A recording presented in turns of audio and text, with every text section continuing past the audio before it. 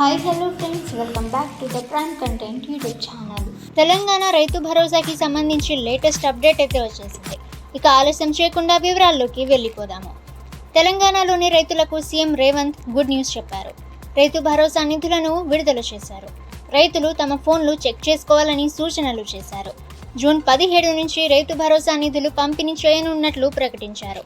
మంత్రులతో సమావేశం అనంతరం సీఎం రేవంత్ ఈ నిర్ణయం తీసుకున్నారు. తెలంగాణలోని రైతుల కోసం ఇప్పటి వరకు 1,00,000 కోట్లు ఖర్చు చేశామని సీఎం రేవంత్ రెడ్డి తెలిపారు.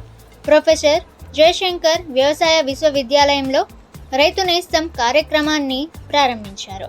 తెలంగాణలోని రైతుల కోసం ఇప్పటి వరకు 1,00,000 కోట్లు ఖర్చు చేశామని సీఎం రేవంత్ రెడ్డి తెలిపారు. ప్రొఫెసర్ జయశంకర్ వ్యవసాయ విశ్వవిద్యాలయంలో రైతు నేస్తం కార్యక్రమాన్ని ప్రారంభించారు. జూన్ 17 నుంచి రైతు భరోసా నిధులు పంపిణీ చేయనున్నట్లు ప్రకటించారు. మంత్రులతో సమావేశం అనంతరం సీఎం రేవంత్ ఈ నిర్ణయం తీసుకున్నారు. మరోవైపు రైతు భరోసా నిధుల విడుదలకు గ్రీన్ సిగ్నల్ ఇస్తున్నట్లు డిప్యూటీ సీఎం భట్టి విక్రమార్క తెలిపారు. ఎకరాల వారీగా కాకుండా అర్హులైన వారందరికీ ఒకేసారి రైతు భరోసా ఇస్తామని తెలిపారు.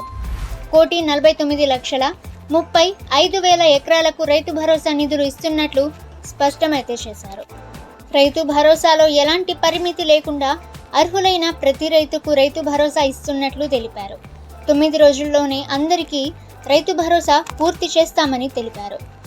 ఇక ఇవాల్టి నుంచైతే తెలంగాణ రైతుల ఖాతాల్లో రైతు భరోసా నగదైతే జమ అయితే అవుతుంది.